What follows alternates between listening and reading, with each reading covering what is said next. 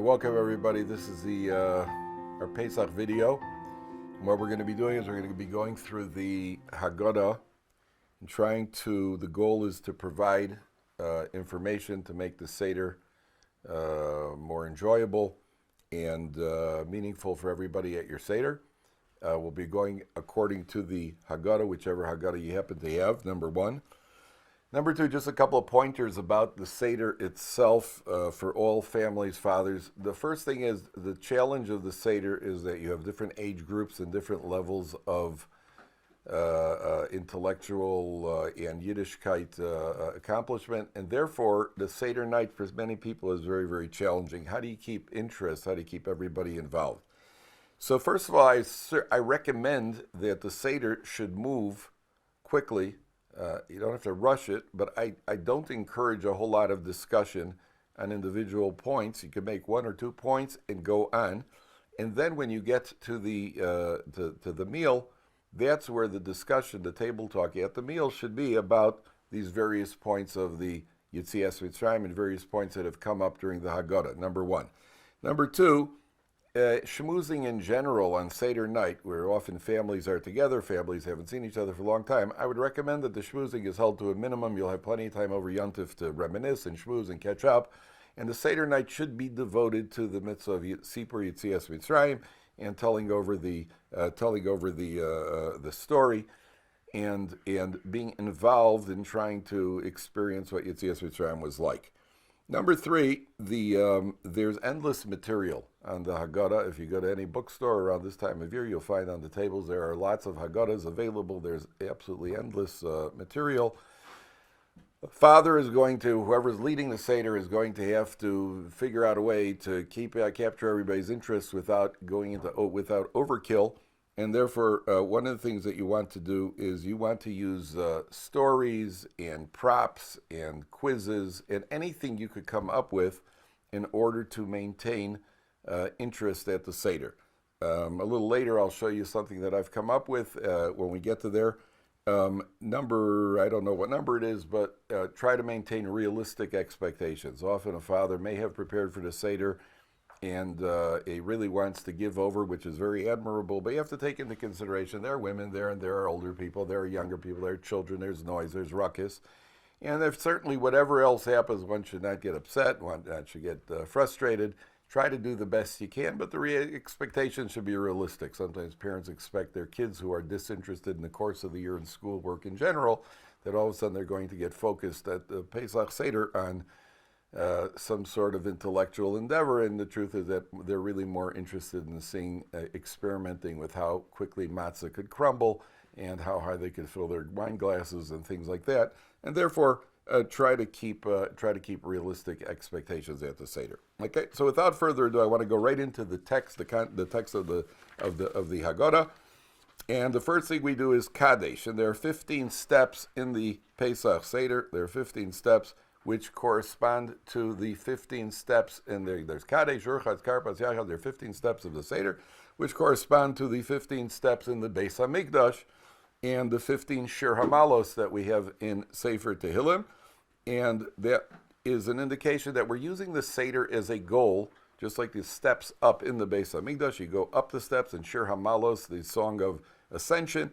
We are using the Pesach Seder as a way of getting closer to HaKadosh Baruch Hu. It's a night of mitzvahs. There are many mitzvahs we do at the Pesach Seder, and that should be the focus. Now, the first step is called Kadesh, which obviously is related to the word Kedusha, and the goal of our life, which is why we were taken out of Egypt to begin with, is that a Jew should live a life of Kedusha. Kedusha, which means sometimes translated as holiness, also translated as separation. And whereas others measure success in this world with how much they can take out of this world, how much materialism and physical pleasure they can take out of the world, a Torah Jew measures success by how well we are able to detach ourselves and certainly to not be dominated by the materialism and physical pleasures of this world. So Kadesh, which comes from Kedusha, and you might want to share, so I'll give you a couple of stories that you might want to share. There was a Jew that went to Russia, actually went to Odessa after Odessa had become, the Iron Curtain had fallen, And this Rav went to Odessa to visit. There's a yeshiva in Odessa, and he met an old Russian Jew, and he asked this Russian Jew about hechsherim. You know, when you get to a Jewish city, you want to know what kind of meat you could eat. So he asked about the hechsher, the local hechsher, and this Russian Jew said to him that the hechsher is fine, you can rely on the hechsher. And he said to him, do you eat it? He says, I personally don't eat it. So he asked him, well, if it's a good hechsher, why don't you eat it? He says, listen, there's no problem with the hechsher whatsoever, but I've been living in Russia my entire life. And every country has a national sport. In America, it's baseball. In England, it's soccer. And in Russia, it's revolution. And, you know, the revolutions in Russia could take place. Listen, there's been a revolution. The revolution ended, and now the Iron Curtain's come down. Now we're free to eat kosher meat. But I don't know what's going to be. I don't know what's going to be in a couple of years. Maybe they'll change the laws. I've gone my whole life, because there was no kosher food accessible, I've gone my whole life without eating meat. I trained myself not to eat meat. I'm worried that if I start eating this hechsher, the meat now, which is kosher 100%, but then I will again get used to eating meat, and then who knows what's going to happen next time they make a law that we can't eat kosher meat, and therefore I prefer to not get involved with the meat. That is an example of kedusha, that a Jew understands that he is that we have to exercise self-control. That's one of the themes of being taken out of Mitzrayim. That's something you might not share with your family. There's a Rav in Yerushalayim. You know, in Yerushalayim, people ride cabs very often. When I ride a cab personally, I hope that a Mercedes pulls up that'll be as comfortable as possible with nice bucket seats, and hopefully the guy will give me the car. Whereas there is a Rav in Yerushalayim who rides cabs, and he actually carries a wooden plank around, and when a cab pulls up, he puts the plank on the seat where he's going to sit down, so as to derive the minimal amount of pleasure from this world as possible. Now, some people may be holding at that level. I personally am not. I don't know how many of you are. This Rav happens to be. That is the theme of Kadesh. The next step in the Haggadah is Urchatz. And one of the ideas is that we wash our hands, because there's a halacha that if you eat wet fruit or vegetables, then you have to make a bracha. You wash, you do not make a bracha, but you do have to wash. This is a halacha. Many people don't know that if you dip something in liquid and your hands have not been washed, you have to wash it and do a netilas yadayim. Without it, we do not make a bracha. And therefore, since we're going to be dipping either a piece of karpas, a small piece of celery or carrot or potato, whatever you happen to use, so we wash before doing it. The idea is that aristocrats, which is what we are supposed to be at the Seder night, aristocrats, they did a lot of dipping, number one. And number two, you have to remember the halacha that we do not eat more than a kazayas. Eat less than a kazayas, so that we do not have problems with a suffix of making the after bracha, a doubt, because some person could put himself in a state of doubt. And therefore, we do the urchatz, and we have to remember not to make a bracha. It is advisable that when people are doing this, they should talk while they're doing it, carry on a conversation, so that you do not accidentally, if somebody accidentally makes an netilas yadayim, which generally happens and which is not uncommon, especially when a seminary girl is visiting home and she gets to the sink and then she makes a mistake and then he has a question about what to do now, and that's a lot of fun.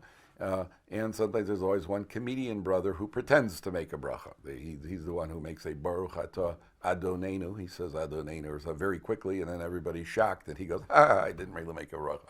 So you can have fun as long as it keeps interest, but don't make any mistakes, and certainly do not make the real bracha. The next step in the Haggadah is karpas. Now, karpas is the first thing that we do. Karpas is the dipping of this vegetable.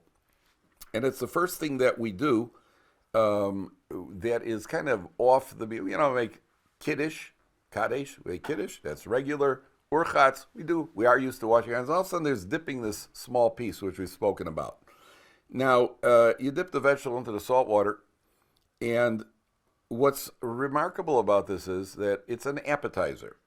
Different than all other appetizers is that this appetizer, after we eat the karpas, then we end up waiting for the main course. Normally you eat an appetizer. An appetizer is something that tells us, it triggers off our appetite, and then we bring out the main course and we eat. Here, depending on whose Seder you're at, you could end up waiting possibly as much as 2 hours or even more in some Seders until they actually bring out the food. What's really going on with the karpas? So you might want to share this with your family.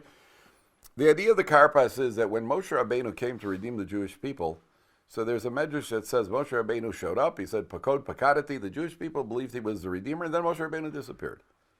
And according to one opinion, he did not come back for 6 months.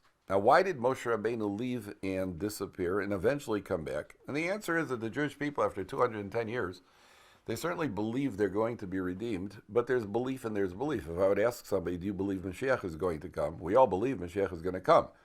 Yet, if you looked at the news this morning, most people did not look on the headlines to check was there any Mashiach sighting. And nobody walked away from the news disappointed that there was no Mashiach report. Now, if we believe Mashiach is coming, why is it that we weren't disappointed? And if a person goes to a bus stop and you wait for a bus, so then you're looking down the block, you're waiting for a bus, a train, and you're expecting it to imminently come. Why is it that we don't feel the same way about Mashiach? The answer is that there's belief and there's belief. There's one type of belief. We believe the concept, but are we really living it and internalizing it? The Jewish people believed there would be a Redeemer, but when you're being whipped by Egyptians in hot weather with nothing to drink and you're building pyramids, and somebody says, don't worry, one day it's going to be okay, we're going to have a Redeemer. Yeah, I believe it, but is it real to you? Is it real? And therefore, when Moshe Rabbeinu shows up, all of a sudden it becomes real. Now the Jewish people who have been in a state of semi-complacency, because going through the motions of Yiddishkeit, because after all it's depressing and we're just kind of trapped here, and all of a sudden everybody's excited and enthusiastic. And I can guarantee you that the next day after Moshe Rabbeinu left, in Shul after davening, a couple of the men were saying, hey, did you see anybody? Was Moshe Rabbeinu spotted? Probably somebody said, well, I think so. No, that's his brother Aaron. That's his brother Aaron. They look alike. No, that's not him. And the idea of eating the karpas is a reminder that we're hungry, and the sources say, that the ultimate Redeemer is the food that we eat at the Pesach Seder. That's our redemption.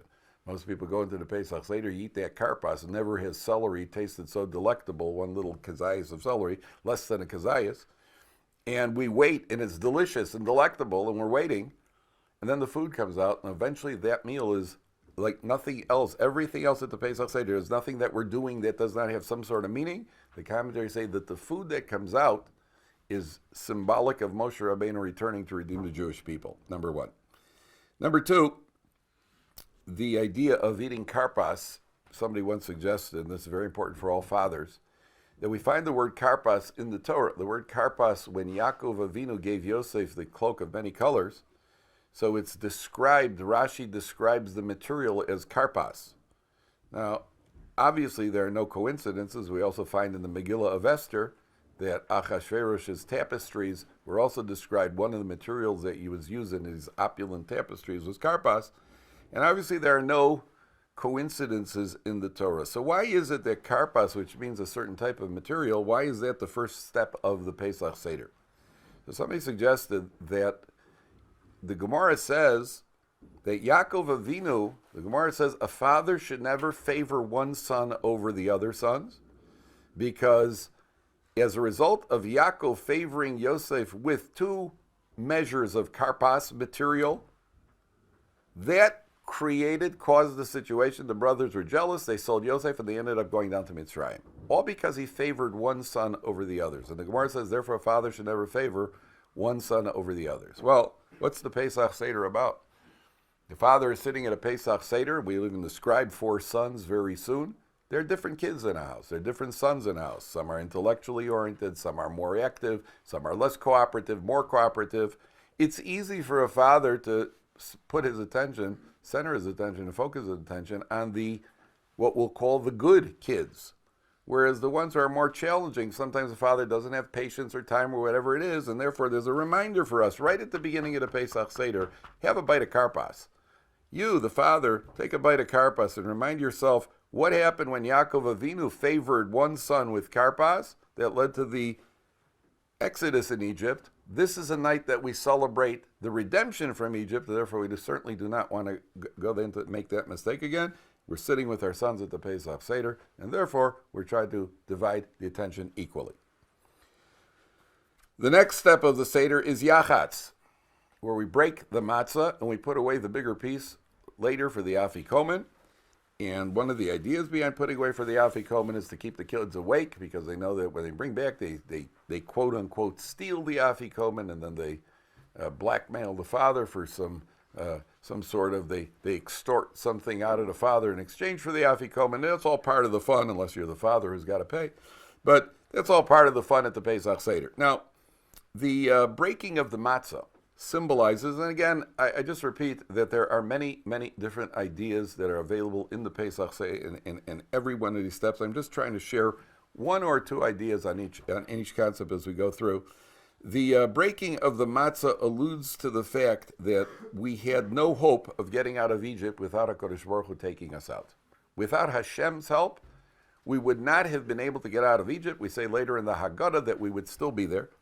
And the broken matzah represents, like anything that's broken, despair, despondency. We're in a hopeless situation until HaKadosh Baruch Hu takes us out. And that's one idea. Now that brings us to the question of matzah and chometz. What is the real difference between matzah and chometz in general? Matzah is the star feature of the evening at the Pesach Seder. What is the difference between matzah and chometz? So one of the ideas here is that matzah, everybody knows matzah is the bread that does not puff itself up. Chometz is bread that the leavened bread, which represents puffing up, which is ego, and it also represents pleasure, gaiva and taiva. Ego and the desire for pleasure, which we tried to put away for 7 days, which represents 7 decades of the average lifespan, 70 years, symbolically that we are removing the evil inclination, the Yetzer Hara of Gaiva and Taiva, the catalysts of all sin. We're removing that for the 70 years of the average lifespan. Truth is that the average lifespan now is a little longer. Men live to about 73 or 74. Women, the average lifespan for women is about 78. Why that is, we don't know. But the women generally outlive the men. No comment. There's another idea about the chametz and the matzah, and the other idea is that if you look at how matzah is made and you look how chametz is made, how does a woman bake bread? She takes dough, puts in a leavening agent, some yeast, leaves the dough alone, and then the dough rises overnight. Right? The dough puffs itself up, so to speak. Chametz represents the dough participating in its own development. You take the dough, you leave it alone, and the dough then puffs itself up. Matzah, if you've ever seen how matzah is baked in a factory, take flour and water, you mix it up, flatten it out, roll it out, next thing you know, into the oven and out it comes. The matzah does not participate at all in its own development. Eating the matzah on the night of Pesach is symbolic of the idea that the same way that matzah is made with a force from the outside and does not participate whatsoever in its own development. Similarly, the Jewish people would have been trapped in Egypt, would never have been able to get out. It was completely a force from the outside, which is the Ribbono Shel Olam taking the Jewish people out of Egypt. And it could be you'd like to share the following stories with your family, ideas of Hashem's involvement in man's life, Siyata Dishmaya. So I'll give you a few stories that you could possibly use at the Pesach Seder. Rameir Chodosh was the mashgiach, the spiritual advisor of the Hebron Yeshiva. When he was 15 years old, he was walking in Russia. And in Russia, in those days, you had to have identity papers. If you didn't have identity papers, so then you were possibly suspected of being a spy. He was 15 years old. And he was walking through the streets of Russia, and a platoon of soldiers stopped him, and they asked to see his papers. He didn't have any papers. So they took him into a courtyard, they put him up against the wall, and they were going to execute him with a firing squad. So the firing squad got ready, and Rameir Chodosh said that he was so terrified, his knees were buckling. So the sergeant started hollering at him to stand up and take it like a man. And he said, he certainly didn't want to help him along, but his knees were buckling. He couldn't if he wanted to. And the sergeant started yelling, and the soldiers had the rifles on their shoulders, cocked, ready to shoot. And all of a sudden, a window in the courtyard opened up. A Russian general sticks his head out the window, and he says, "Listen, I'm trying to take a nap. You're making a ruckus. I'm going to court-martial the whole bunch of you." So the soldiers immediately ran away as fast as they could. They left Rameir Chodosh standing there by himself. And Rameir Chodosh said he realized at that point that his life is totally in God's hands. If Hashem wants him to live, he'll live. Wants him to die, he'll die. That feeling, he said, left after 2 weeks. After 2 weeks, he was back to his usual self.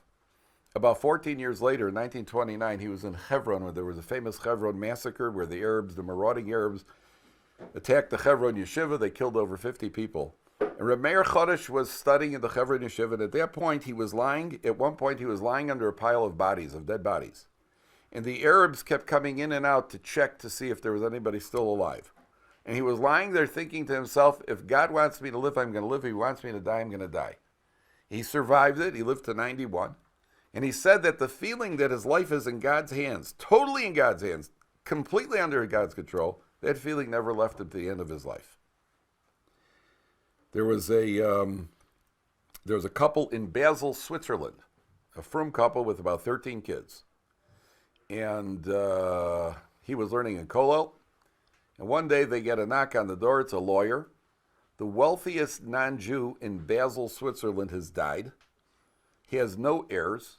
And he has left in his will that he wants all his property to go to the family with the most kids in Basel, Switzerland, which was this Kollel couple with 13 kids. The next biggest family was 2, a dog, and a Swiss bar of chocolate. And so he had 13 kids. Could you imagine? They go to sleep at night. How are we going to support the family? How are we going to work? How are we going to marry them off? The next morning, he's a multimillionaire. That's what we call siyata d'shmaya. That's Hashem's divine intervention. He takes care of man's affairs. There was I'll give you another one you could share with your family. There was a Rosh Kollel who was fundraising in England. He went to London, and he had fundraised there for a couple of weeks, and he got into a cab on the way back to the airport. On the way back to the airport, the cab driver looks at him in the rearview mirror. He says, "Hey, you're a rabbi, aren't you?" "Yeah." He says, "I'm Jewish too." He says, "No kidding." He says, "Yeah, not only that, my daughter is a Balas Tshuva. She's become religious. She's married to a young man who learns and studies in Kollel in Israel." He says, "Hey, that's great." He says, "Yeah, my wife had a Reform conversion, but we never wanted to tell my daughter. We never wanted to get her upset. But I got 3 lovely grandchildren." So this rabbi is kind of shocked that he's, whoa. That means that she's probably not Jewish, and she's married to a frum guy who's learning in Kollel. He says, "Well, where do they live? Where's the couple live?" She says, "Well, they live in Bnei Brak." He says, "Oh, that's interesting. I live in Bnei Brak too. What Kollel does your son-in-law learn in?" He says, "Oh, base Torah." So his blood runs cold in his veins because that is his Kollel, the one he's fundraising for. That's one of the Avrechim, one of the Kollel fellows in his Kollel. And he went back to Israel and he did all the necessary conversions, and everybody lived happily ever after. So you see that our life is in the hands of the Ribono Shalom. I'll tell you one more. I went to a wedding here in Yerushalayim. And I came out of a wedding hall, and I had to go to a second wedding. So I flagged down a cab, and I get in, and the cab driver says to me, "Oh, a lot of simchas tonight, a lot of celebration." I said, "Yeah, Baruch Hashem." He says to me, "I only go to a wedding if I can afford to give a nice gift. If I can't afford a gift, if things are dry, if Parnasa isn't good, so my livelihood isn't great, so I don't go to the wedding. It's too embarrassing." Then he tells me a couple months back, there was a wedding, and he calls up his friend, and he says, "Sasson, I can't come to your son's wedding because I can't afford it. I'm in a dry spell right now. I can't afford a gift." So he says to Migal, "Just come to the wedding. Don't worry about the gift." He says, No, I can't afford to come to the wedding. I can't afford a gift, and therefore I don't want to come to the wedding." Well, that night he did not go to the wedding, and he was lying home upset that he did not make it to the wedding. He was lying home upset that why is he in such a difficult financial situation, until he heard the report on the news that was the wedding at the Versailles Wedding Hall here in Yerushalayim, which collapsed, and the people on the dance floor, over 20 people were killed at the Versailles Wedding Hall. So this guy did not go to the wedding, and thinking that, why is Hashem doing this to me? Why is Hashem making my life so difficult? And in the end, that turns out to be his own personal redemption. I just tell you 2 more stories you might want to share with your family at the Pesach Seder. There was a father who got up, his daughter got engaged, and they got married, and the father got up to speak at the Sheva Brachos. And he said at the Sheva Brachos, I would like to tell everybody why I chose this young man as my son-in-law. You see, I had to go from Yerushalayim to Bnei Brak. It was a blistering hot day, and I actually hitchhiked. And a car stopped, and a young man was driving this car, and his air conditioning wasn't working. And we started driving to Bnei Brak, and it was a blistering hot day. We got stuck in a traffic jam, and people were impatient, and people were honking. And not once did this young man lose patience and honk his horn. And I want to tell you, that young man is this son-in-law that I chose when I saw a golden sterling character he has. And the chassid gets up, he says, I just want to tell everybody, my horn wasn't working that day. So sometimes you find that HaKadosh Baruch Hu runs the world. It's a force from the outside, and that's what we mean when that's part of the idea, the symbol of the broken matzahs. The next step of the Seder is what we call Magid. Magid is where we start telling over the story of Yetzias Mitzrayim. We get involved in the active telling of the story. And in Parshas Noach, the Torah says in Parshas Noach that when Ham saw his father exposed, he ran out and told his brothers about it. Vayaged le'echav. He told his brothers. And the Targum Onkelos, the translation of Onkelos into Aramaic, he translates Vayaged as V'chavi. V'chavi means he demonstrated. So the Magid at the Pesach Seder, Magid, is the father should demonstrate the Haggadah to his children. Demonstrate the Haggadah, the Exodus of Egypt. Want to be demonstrating that to the children. That means the father, as we said earlier, he's got to show it. That means he's got to live it. He's got to be excited about it. He's got to be enthusiastic about it. Number one. That means he has to work on it in advance. Number two, he has to resort to anything he can, and it's going to mean some preparation, man. Our father has to prepare for the Seder, prepare what he's going to say, prepare what he would like to get across, what messages he'd like to get across.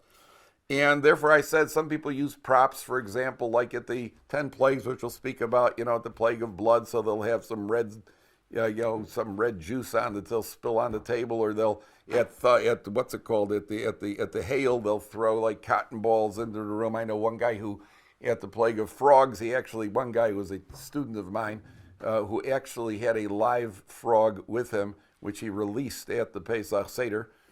And the women were screaming, the men were laughing, and he wasn't invited back the next year to his own family Seder. And it was not a good idea, by the way, because then it runs into problems of trapping it, retrapping it, and that sort of thing. But it just as an idea of what can exist at the Pesach Seder, the various props. Now, one of the things that I've done for my own Pesach Seder, and I struggled with my Pesach Seder because of the different ages and the different restlessness, and something that I found which is very effective at the Pesach Seder is I put many of I have about 23 of the sections of the Pesach Seder actually put into rhyme, where I tell the story of what's happening, but I say it in rhyme. Now I'll show you what happens, and I'm going to use we have an audience here in the room right now, and I'll show you based on what you hear, the audience reaction and what happens here.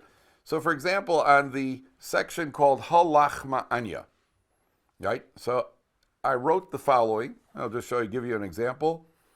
Halach Anya is when we're pointing to the bread and inviting people in. So, for example, what kind of game is it which we're playing? Inviting in people who can't hear what we're saying. The answer is we're not inviting. We're doing something much more exciting. Good, see? We're telling the story of the Jewish nation, and this is what happened in their situation. Good, guys, good. They left Mitzrayim in a very big rush. Some of the people didn't take much. So those who did called out nice and loud, come and eat with us. We don't mind a crowd. See? Now, what I'm demonstrating over here is, this is actually in rhyme. And what I found, I did this because my family had different ages, and what I found was the kids love guessing the rhyme words, and the adults actually love it more. Actually, the first time I ever had kept the adults' attention. And the adults just feel so wise and intelligent being able to guess rhyme words. I'll just give you another example. Rebbe Elazar ben Azariah had a beard, but something about it was a little weird. He went to sleep as usual one night. When he woke in the morning, some had turned white. Look at that. So although he was young, just 18, he said out loud, Harei ani keven shivim, and so on and so forth. So I have actually put this into, I put a good part of the Pesach Seder in rhyme. If anybody's interested in the rhymes, anybody who's watching, if anybody's interested in the rhymes, you can email me, and I will be glad to send you the file with the rhymes on it. It's about 4 or 5 pages of rhymes. There is a small fee, which we'll talk about later, but I will be able to email you the rhymes. I'll mention if you email me how to take care of that. But I found that it is very efficient at the Pesach Seder. So if anybody's interested, feel free. My email is David B, as in baseball, Kaplan, David B. Kaplan @gmail.com, and you can feel free to email me. The next step at the Seder is the halach ma'anya, which is what we were just rhyming about. And the halach ma'anya is where we point to the bread, and we mentioned that this is the poor man's bread that they ate when they were leaving Egypt. And the obvious question that many people ask is, because in the halach ma'anya we say, anybody who's hungry, come join us.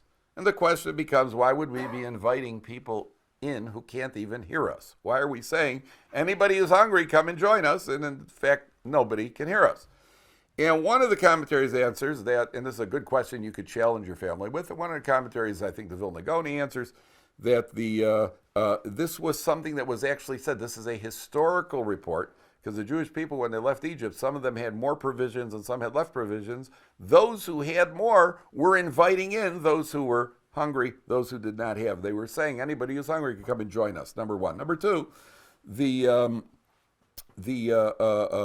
is an idea here that we want those who are poor, those who actually are guests at our Pesach Seder and perhaps are destitute, we are saying, we're making an announcement, halach ma'anya, we're eating poor man's bread too, so that those who are poor or destitute, it's nice to have, it's a wonderful thing to have guests at the Pesach Seder, and we're telling those guests, we're making an announcement that we ourselves are very, very, we're also in exile, we are also destitute, therefore they shouldn't feel bad and sensitive about having to be invited to the Pesach Seder. That's one of the ideas. And in general, when it comes to tzedakah, dealing with poor people, there's sensitivity that's required. That's one of the biggest parts of the mitzvah, and there's something that could also be taught to a family, the mitzvah of dealing with poor people and how sensitive we have to be when we are dealing with the unfortunate. There's actually a organization that distributes cartons of chickens here in Eretz Yisrael, in Yerushalayim.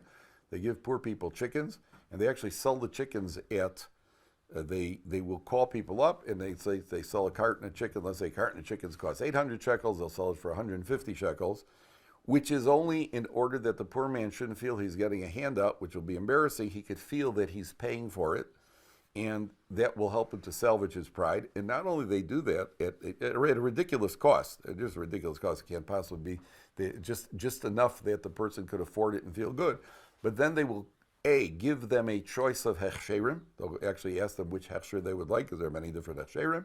And not only that, they will call them up afterwards, and they'll call and present themselves as customer service. Were you satisfied with the chickens, with the freshness, with the size, with the taste, everything else, in order that the poor people should feel that they are also dignified. And that's part of the goal of, one of the biggest goals of tzedakah, is to help the poor people maintain their dignity. Interestingly, lach ma'anya, poor man's bread, the numerical value of lach ma'anya is 210. Which is 210 is the amount of years that they actually worked in Egypt. They were supposed to be there 400 years, but the hard labor was 200. They were there for 210 years. The labor was 130 years. They were there for 210 years, and then they got out. The next step is the manishtana. And the manishtana, in many families, the kids get up and they sing the manishtana, and each one takes turns asking the questions, and that's beautiful to keep them involved. An explanation of the manishtana, first of all, if you notice that the first two questions, the first one is kulo matzah, and the next one matzah, the second one is moror. And the last two questions, one is dipping and one is about misubin. Misubin means leaning, that we're leaning at the Pesach Seder like aristocrats. and I believe it's the Vilna Gaon who says that the Manishtana is actually a synopsis of the whole evening. The first two questions deal with matzah, which is poor man's bread, moror, the bitter herbs, which represents the suffering of the Jewish people in Egypt. And the last two represent freedom and aristocracy, the dipping, which is something only aristocrats do, leaning, which is something aristocrats do, and therefore the Manishtana is actually a synopsis of the entire Seder. It begins with the subjugation of Egypt, the first two questions of the Manishtana, the moror, the matzah and the moror, and then it goes to the redemption, which is the dipping and the leaning. Idea number one. Idea number two is that the asking questions is an indication of where we're holding, because a slave doesn't ask questions. The fact that we're asking questions at all, that's an indication that we are free people. Slaves, people who are under other people's control, they do what they're told, they do not ask questions.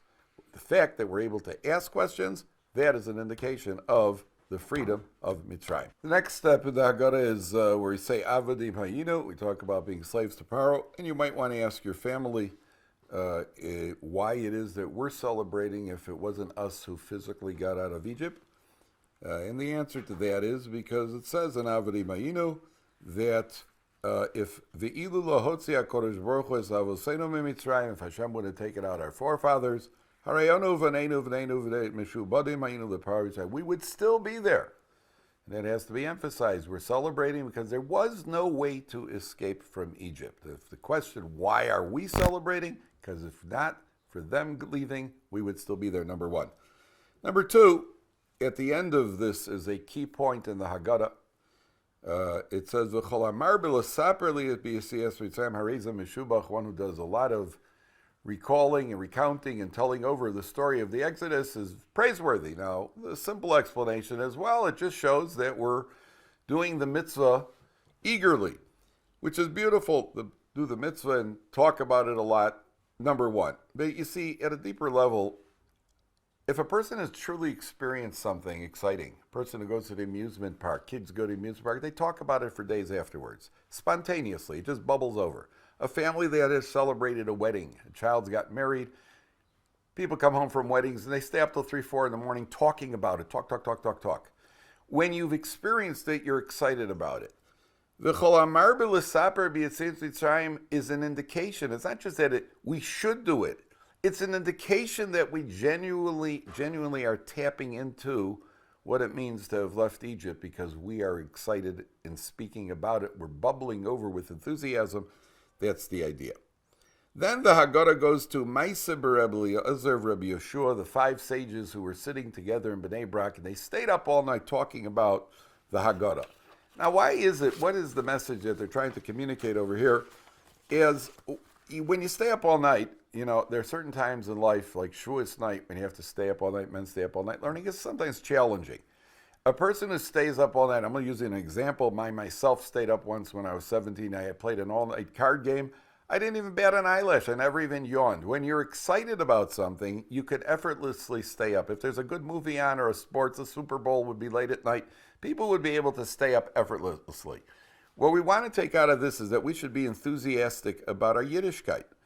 That our Yiddishkeit should be, in general, we should be enthusiastic about the mitzvahs that we do, all the mitzvahs that we do, and entire Yiddishkeit, and not just go through the motions.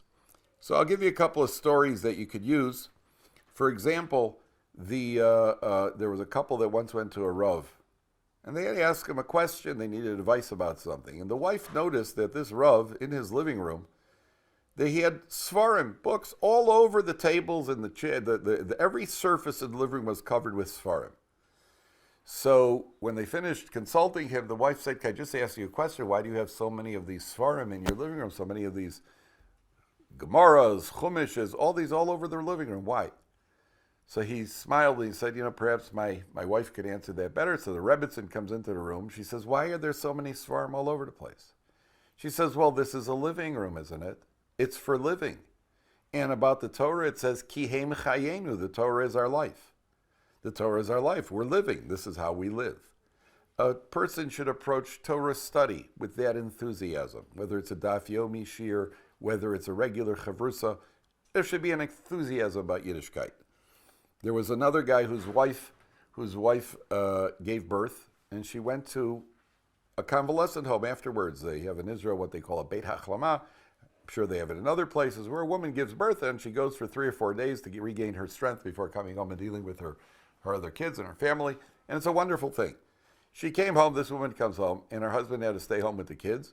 And when she came home, she said, listen, Herschel, you've done such a great job with the kids. You take off a few days, pick a hotel of your choosing, and you go to a hotel for 3 or 4 days yourself. And he said to her, you're giving me 4 days off? She says, yes. He says, okay, I'll tell you what I want to do. He went to a man in Bnei Brak. There's a little shul that was only used on Shabbos. He went to the Gabbai, he borrowed the key to the shul, took a mattress, provisions, locked himself in for 4 days. And in those 4 days, he reviewed the entire tractate Pesachim. And this was Bein Hazmanim, was during the intercession between the two Kolel periods. And he reviewed in 4 days the entire Maseches Pesachim. Person's enthusiastic about his Yiddishkeit. Vacation is a vacation. There are different types of vacations. You go vacation to a hotel, and his vacation is to lock himself into a base medrash and study. The Brisker Rav, this is one that just it blew me away. The Brisker Rav once bought a new pair of tefillin. And a man saw that he purchased this new pair of tefillin. He said to the Brisker Rav, why did you buy a new pair of tefillin? What was wrong with your old tefillin? So the Brisker Rav said, nothing was wrong with them. So he said, so why did you buy a new pair? So the Brisker Rav said to this man, when's the last time you bought a new suit? He said, about 3 weeks ago. He said, what was wrong with your old suit? He said, nothing. He said, so why did you buy a new suit? He says, once in a while I like to get a new suit. He said, once in a while I like to get a new pair of tefillin. Most of us think of tefillin, we get it for our bar mitzvah, and then if something goes wrong, we'll get a new pair, otherwise it stays with us for a lifetime. A person who's enthusiastic about his Yiddishkeit realizes, hey, tefillin is an important item, and he's excited about it. Some people upgrade their car every year or two where there's nothing wrong with the other car. That's the enthusiasm. That's what we're learning from these 5 sages. There was Rev Steinman Zatzal. His wife, the Rebbitzin, was ill towards the end of her life, and she couldn't eat. She had a feeding tube. And somebody asked her, very special lady, she obviously married to the Gadol Hador, and somebody asked her, what do you feel about this? Unfortunately, you can't eat. You're on a feeding tube. What's going through your mind? She said, you know what's going through my mind? I miss benching. I miss being able to eat because after I eat, I get to bench. And now I miss benching. Most people, I don't know about you, most people in that circumstance, they'd be talking about the food. She's talking about the benching. And I'll tell you one more that you could use. Rav Moshe Feinstein, it was well known, Rav Moshe Feinstein came from Russia. There's a woman living in America who had a relative in Russia. And she came to Rav Moshe Feinstein, and she wanted to write letters to her sister, and she would have Rav Moshe Feinstein write these letters in Russian to send to her sister. And Rav Moshe Feinstein wrote these letters, and it took time, and it happened on a regular basis. And somebody asked Rav Moshe, is that really the best use of your time? You're the posek of the generation. You paskin very serious shilas. Is that really the best use of your time? Rav Moshe Feinstein said, when it comes to doing chesed, when it comes to helping people, don't think before you do it. Just do it. Afterwards, you can think about maybe next time I should or shouldn't do it. If we think about it, we'll always say no. Our enthusiasm towards chesed should be just say yes. We say yes. Not no unless it's yes. It's yes unless it happens to be no. That's the attitude we should have. The next section of that we want to speak about a little bit is the 4 sons. Now, when we get to the 4 sons, the first son is called the Chacham. And the Chacham, the question that the Chacham son asks, we have the 4 sons in the Haggadah, and the Chacham says, Maha Eidos ve'achuki ve'amishpatim, a very long, drawn-out question. And the truth of the matter is, if you look at the question that the Rasha asks, he says, Maha avoda azos lachem. What is this service that you're involved with? And many commentaries ask, well, what's the difference between their questions? Reb Chaim Shmulevitz Zatzal said, the truth of the matter is there is no difference. There's no difference between their questions. So why does the father answer differently? Because a father should know his sons well enough to know what they're really asking. Where's the chacham coming from, and where is the rasha coming from? You should be able to tell. Two boys could ask the same question, or very similar same question, and you know what's going through their minds. That's what a father's responsibility is, number one. Number two, the chacham asks this question, and he's asking all sorts of details. So I'll give you a very interesting parable. I think the Dubna Magid brings this parable. What is this chacham? He compares it to a guy who has a fabric store, and there's a worker in the fabric store. And this worker gets paid, whatever his hourly wage is, and every night he goes home and he fetches to his wife, he hates his job and it's underpaid, and so on and so forth. His son starts working for him. And every night his son comes home and says, Dad, how about this fabric, and which fabric is worth more, and which is a finer fabric, and where do we import it from, and how do we use it? Why is he asking and the other one's complaining? The answer is he wants the details. Because he feels that he's working for his father, he wants to serve his father as faithfully as possible. The other one, he's in it just because he got to do it. That's the difference between the chacham and the rasha. The chacham is the son who wants to know all the details because he wants to serve Hashem as best as he can. The rasha asks a general question, what's this all about? Because he's not really interested, number one. Number two, if you take a look, the next son is the rasha, and what is the answer we give the rasha? We say to the rasha, the father says, he answers in third person. He says, Afata keshev emor bavor hazeh shel li v'lo lo. He did it for me and not him. Had he been there, ilu haya sham lo haya nigal, he wouldn't have gotten out of Egypt. It's very interesting. He answers him in third person. He's not even talking to him. You know why? He's not talking because he never asked a question. Sometimes in life, a person could make a statement in question form. Imagine a wife who just washes the floor and her husband comes walking into the kitchen. And the wife says, why did you just walk across the floor? I just washed it. The husband says, well, I had to get to the refrigerator to get an apple. Wrong, wrong, wrong. The correct response is, I'm sorry for being inconsiderate. Because she wasn't asking a question. She said it in question form. Sometimes people attack Torah Jews. Why is it that you don't go to the army? Why don't the religious Jews go to the army? It's not a question. It's a statement in question form. This rasha, when he says, Ma avoda zosach, what is all this? That wasn't a question. That was a statement. Person makes statements, we don't respond. The father turns to everybody else at the Seder and says, if this guy was in Egypt, he wouldn't have gotten out. Why is he turning to everybody else? He doesn't want that this negative force should influence anybody else at the Seder. Him I can't speak to. He's not listening. He's not asking me a question. He's making a statement. What am I going to do? Argue with him? Arguing doesn't get you anywhere. So the father turns to everybody else and says, if he was with us, he wouldn't have gotten out. Because I have to be concerned that his negative attitude doesn't spread to everybody else. The tam is what we call a simple son. So the tam asks a general question as well. He says, what is this? Mazos. What's going on here? So the commentaries compare the tam and the cham. You ever see a kid on a plane walks into the cockpit. You let him into the cockpit. If you walk into a cockpit, I know I would do the same thing if I would be allowed in. You walk into a cockpit, you see all these wires and buttons and everything else. So you got one kid who walks in and he says, hey, what does that green button do? There's always a big green button. What's that big green button do? Why, you understand everything else that you want to know about the big green button? See, he's simple. That's what he sees. That's what he asks about. What does the intelligent son come in? Theoretically, if he'd walk into a cockpit, I want to know how this entire system works together, how it operates and how it functions. He knows enough to know that he doesn't know to be able to ask about one detail. So he asks, how does the entire system work?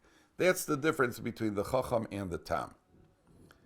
The she'eno yodea lishol. So the Haggadah says, the one who doesn't know how to ask it all, at Pesach lo, you initiate the conversation. You initiate with him, because he doesn't know enough to ask. The extension of this is, by the way, that when you have children in the house, this comes from the Stipler of Chaim Kanievsky as well, not my own idea. A father has children in his home, a father should learn Torah with his kids, at a simple level, and certainly a little bit of musar. Even if it looks like they're not paying attention, it goes in. Initiate it, just for a few minutes, a couple of minutes a day, 4 minutes a day, 5 minutes a day of musar. It goes in, it takes root. Talk about Gan Eden, talk about Gehenna, talk about Jewish fundamentals. It looks like the kids aren't interested. He's the Sheno Yodei Lishol. Talk to him. Apsachlo. It has an effect.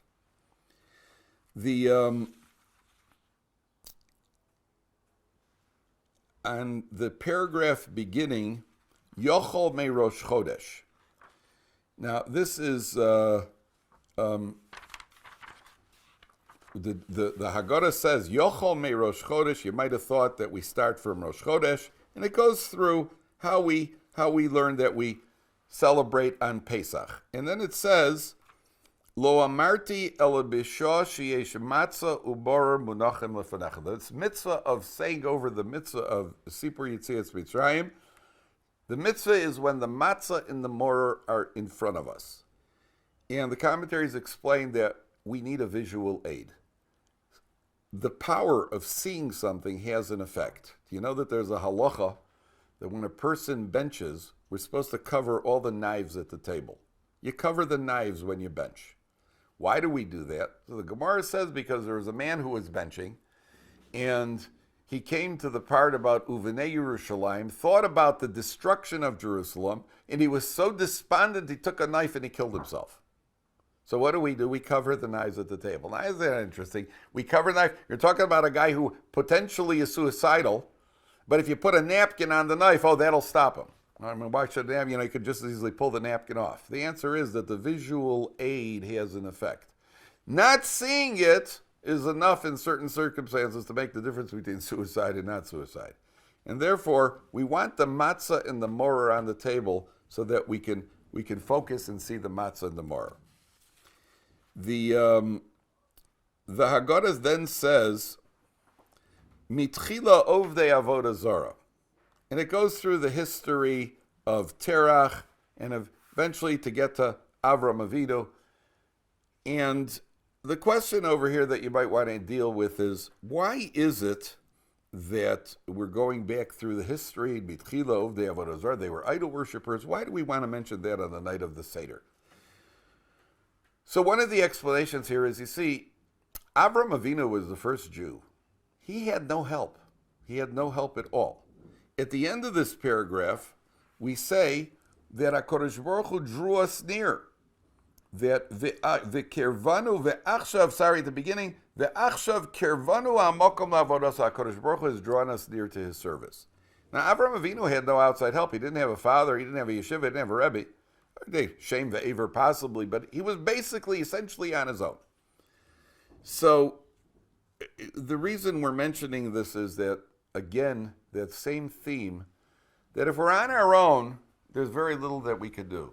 And we need HaKadosh Baruch Hu's help in order to, even in the spiritual realm, to pull us along. And I'll give you a couple of examples you could use. There was a couple living on a left-wing kibbutz here in Israel, secular couple, completely anti-religious kibbutz. And somehow, some way, they became Bal Tshuvas. Somehow they came back to Yiddishkeit. And the couple then decided to leave the kibbutz, obviously for the pursuit of their religious beliefs, and they moved to Mea She'arim. Now, those of you who have been to Mea She'arim, that's quite a geographically, it may not be that far, but ideologically, you can't get much further. They went to live in Mea She'arim, and they were living as complete Torah Jews. She covered her hair, kashrus, Shabbos, all the mitzvahs. Only one problem: she was a cigarette smoker, and she could not avoid smoking on Shabbos. Now that's bizarre. You have a frum woman, hair covered, everything, but she was smoking on Shabbos, complete Shabbos desecration. The husband was beside himself. They got to the point where he thought he's going to have to divorce her. He can't be married to a woman who's desecrating Shabbos. And they didn't know what to do, so they sent a question to Rav Elyashiv, what should we do? Rav Elyashiv Zatzal was the leading halachic authority of the generation. What should we do? Rav Elyashiv said, check her Jewish lineage. Very strange response for Rav Elyashiv. So they checked her Jewish lineage, and sure enough, it turned out that her grandmother had had a reform conversion, her mother's mother, which means that her grandmother wasn't Jewish, her mother wasn't Jewish, and she wasn't Jewish. So they assembled a bet din, and she did the proper conversion. And the very next Shabbos, she had no more craving to smoke. She stopped, never touched a cigarette again. So they asked Rav Elyashiv, I mean, was that Ruach HaKodesh? Was that divinely inspired? Rav Elyashiv said no. It was very logical, as a matter of fact. He said, here's a couple who's trying to do the right thing. The husband is for sure Jewish, and he's trying to do the right thing. And so HaKadosh Baruch Hu, when he sees we're trying to do the right thing, as it says in the Haggadah, V'atok kirvanu ha'mokom lavos, HaKadosh Baruch Hu draws us near in his service. They tried to do the right thing. At the point that they tried to do the right thing, they merited to find out that she's not Jewish and that the conversion could be done and everybody lived happily ever after. There was a man in Melbourne, Australia, who had to take a Sefer Torah to Perth on the other side, on the other coast, the other side of Australia. And he gets to the counter at the airport. He's carrying a Sefer Torah, which he had to transport. And he gets to the counter at the airport, and the lady at the counter says to him, I'm sorry, sir, you're going to have to put that underneath. You can't take that with you on the plane. He said, well, I'm not letting this out of my hands. So they started arguing, and finally she said, listen, I'm not going to fight with you. You're going to go to the gate. They're going to take it away from you at the gate. He goes to the gate, and as soon as he gets there, they come up to him, and they say, sir, we have to take that. You can't get on the plane with that thing. You have to put it underneath. He says, I can't put it underneath. I have to hold it. So they started arguing, and eventually said, listen, we're not going to argue with you. You get on, but the cabin crew is going to take it away from you as soon as you get on the plane. And sure enough, he gets on the plane. The cabin crew immediately comes over to him. Sir, we need that. No, I'm not giving it to you. And they started arguing and said, listen, we're not going to fight with you. We're just going to call the pilot. So they call the pilot. The pilot looks at him and says, hey, Shalom Aleichem, give me that thing. I'll take it up in the cockpit with my tefillin. The pilot was the one from pilot flying for the Australian Airlines, and he took the Sefer Torah and he transported it from Melbourne to Perth in the cockpit. And finally, there was the young man who was waiting to board a bus here in Israel, and the line apparently was tight, and people were getting pushy in line, and somehow somebody, he started jostling with somebody for position, and he gave the guy a shove, and he felt terrible. And afterwards, he really felt he'd like to apologize because he felt he was wrong for shoving this guy, and he couldn't find the guy. I mean, where are you going to go find like a needle in a haystack? And he started davening. He said, "Please Hashem, let me run into this guy so that I could apologize." And he waited and waited. Nothing happened. On Erev Yom Kippur, right before Yom Kippur, he went to the barber shop to get a haircut. And as he walks into the barbershop on Erev Yom Kippur, this guy was there in the barbershop. And he saw this guy and he apologized. The guy said, sure, no problem, I forgive you. But the amazing thing was not just that he ran into him. The amazing thing was that this other guy used to go to a different barbershop. That day, his barbershop was closed. That's why he ended up in this barbershop, and that's why this young man was able to find him and then be able to apologize. When we want to do the right thing, so then V'atok kirvanu HaKadosh Baruch Hu. Just a couple more points on the Haggadah that we say in the paragraph, Baruch Shomer Havtachoso, blessed is the one who kept his promise to the Jewish people, and that HaKadosh Baruch Hu calculated and he took us out of Egypt. Now there's a famous question, and again, you could challenge your families with this question. You know, we spend a whole night thanking HaKadosh Baruch Hu for taking us out of Egypt. Well, don't put us there to begin with, and we wouldn't have to thank you. So just imagine a surgeon who grabs a guy off the street, hauls him into the hospital, does open heart surgery, and then he stitches him up. He cuts him open and he stitches him up. And he says, hey, buddy, you owe me a debt of gratitude. Your chest cavity was open and I stitched you up. The guy says, listen, if you wouldn't have opened my chest cavity, you wouldn't have had to stitch me up. But there's another surgeon who grabs a guy off the street and he does open heart surgery. He clears out a couple of valves and a couple of arteries. And then he stitches him up. And he says to the guy, now you owe me a debt of gratitude. Why? Well, I saw you walking, and I could tell that you were walking unsteadily. I'm an expert surgeon, and based on my expertise, somebody who's walking the way you were walking must have clogged arteries. And I unclogged your arteries, and had waited another 10 minutes, you would have been dead. He certainly has a debt of gratitude. The Jewish people had to have their faith from the time of Avraham Avinu asking HaKadosh Baruch Hu. When he promised you're going to take the land of Israel, Avraham said, "B'mei Eda, how do I know?" There was a slight flaw in the genetic faith of the Jewish people that was transmitted to his children. They needed to go to Egypt to then witness the 10 plagues, the redemption, the splitting of the sea, in order to reinstill that high level of faith necessary in order to receive the Torah.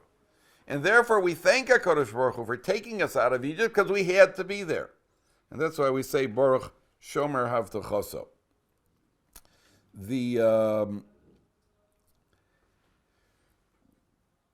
When we say V'hisha Amdo Lavoseinu, so it's always good to sing, by the way, at the Pesach Seder. There are several tunes for V'hisha Amdo. We raise the cup, V'hisha Amdo Lavoseinu. And in V'hisha Amdo, we say that in every generation our enemies want to kill us. They want to wipe us out. And the commentaries say, well, sometimes we don't see it. Sometimes there are more peaceful times for the Jewish people. And the commentaries point out the fact that we don't see it doesn't mean anything. They want to. Sometimes they're more successful, chas v'shalom, sometimes less successful. But they still there will always be pockets of anti-Semites who their greatest desire in life is to destroy the Jewish people. We say that b'chol dor v'dor. And the wording here is phenomenal, because if you take a look, it says, HaKadosh Baruch Hu matzilenu miyadam. HaKadosh Baruch Hu saves us from their hands. Now the plain meaning is, he saves us from them. HaKadosh Baruch Hu rescues us from them. Countless attempts of terrorist attacks or bombs or various plots that have been set aside, HaKadosh Baruch Hu has foiled their plans. But one of the commentaries points out, matzilenu, he saves us, miyadam, from their very hands. They themselves do something which causes us to be saved. For example, Paro, who wanted to destroy the Jewish people, and he saved us because he raised the savior of the Jewish people in his own palace. He raised Moshe Rabbeinu. Miyadam, he himself raised the eventual deliverer of the Jewish people. Number one.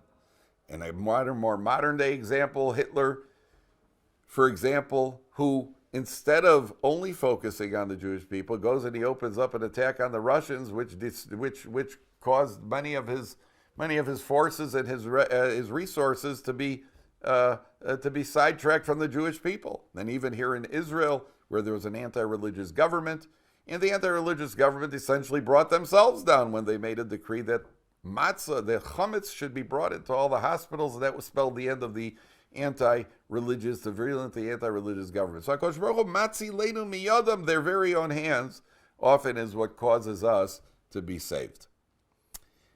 Finally, we get to the what do you call it? The Dayenu, and everybody sings Dayenu, and we mentioned all the various things that we have to be grateful for to HaKadosh Baruch Hu, the many steps of the Dayenu, and the commentaries point out, why are there so many things that are mentioned? Why are there so many steps of the Dayenu? And one of the approaches is that different people are motivated and stimulated and amazed by different things. Some people are more amazed by the Torah being given at Sinai, somebody else getting out of Egypt. And then in our own lives, the application is, some people are more excited about studying Torah, some are more doing chesed, some are more tzedakah-oriented, some are more communal-oriented. Each person has his own approach in serving HaKadosh Baruch Hu, and the most important thing is to maintain that enthusiasm. And the Dayenus shows us an entire list of things we have to be grateful to HaKadosh Baruch Hu for, because different people are touched a different way. That's why there are so many Dayenus. Each individual could find that area that he's most stimulated by. Obviously, when you get to the 10 plagues, there should be a certain amount of discussion about the plagues. What would you feel like if you had blood all over the place and the only water you could get is if you bought for the water? The Egyptians could only survive by buying water from the Jews. The water then was more expensive than bottled water nowadays, if you could believe it. And what was it like to have wild animals chasing you around? What's it like to be in pitch darkness and not be able to move? And the family should get into a discussion about what it would be like to have frogs lying in you get into bed and you sit on a frog, or what would it be like to be itching and scratching all over the place from lice, and so on and so forth. And that the 10 plagues should certainly be discussed. And finally, we get to the Haggadah. The Haggadah, which is that final dirge that we say at the end about the father who bought the 2 goats, and the goats were eaten by the what do you call it, by the cat, who was eaten by the dog, who got hit by the stick, and the entire chain that goes all the way back. And one of the ideas of the Haggadah, what is this? It sounds like a child's tale at the end. And you can make, by the way, there's certain families that make the sounds, like the barking sounds and the sound of water putting out extinguishing fire, and you can have a good time with the Haggadah. But the Haggadah is obviously not just for children. The Haggadah, if it made it into the Haggadah, it's there to teach us a lesson. And this is really the ultimate lesson, the theme that runs through the entire Haggadah, which is there's a chain of events in life. And as human beings, we sometimes see the immediate cause. We see the dog, we see the cat, we see the boss, we see the problems, we see the traffic jam. And we tend to attribute our whatever situation it is, we attribute it to what we see in front of us. And the Haggadah is a reminder that what we see is not the cause. What we see is only the chain of events that leads up ultimately to HaKadosh Baruch Hu, who is moving the entire chain. He's dangling it, he's moving the chain, he's responsible for all the events. I hope you find this helpful. I hope for fathers, mothers, anybody who's watching this, I hope you find this helpful. These are, again, I repeat, these are only a few ideas to use at the Pesach Seder, a few stories. You should look up your own stories, a few parables, come up with songs, plan the songs that you're going to sing, plan the stories that you're going to tell, maybe plan the questions that you'd like to ask. And again, I recommend that while you're going through the Haggadah, you should do it. Keep things moving and flowing. And when you get to the meal when you get to they bring out the food, that's a wonderful time to discuss all these things of Yetzias Mitzrayim. And again, if anybody out there would like the Haggadah rhymes, which I had mentioned earlier, feel free to email me. There's a small fee of $12, and I'll be glad to email it to you. And we'll wish everybody a Chag Kosher v'Sameach, a meaningful Pesach, and it should be a Pesach of Simcha. You should have a Seder that you and your families not only find meaningful, but you should also find it enjoyable. Chag Sameach. Hi, this is Peretz Baruch Eichler, a proud alumnus of Ohr Somayach. Now, what you just watched is one of the many programs that Ohr Somayach provides, leaving its impact on hundreds of thousands, with so many more waiting to be reached. Ohr Somayach's Central Campus in Jerusalem has over 300 students presently learning there. And now you can be a vital part of spreading that bounty of knowledge worldwide by logging on to donate.ohr.edu. We can step up to the plate at this pivotal moment of Ohr Somayach's growth and bring the next generation of Jews home.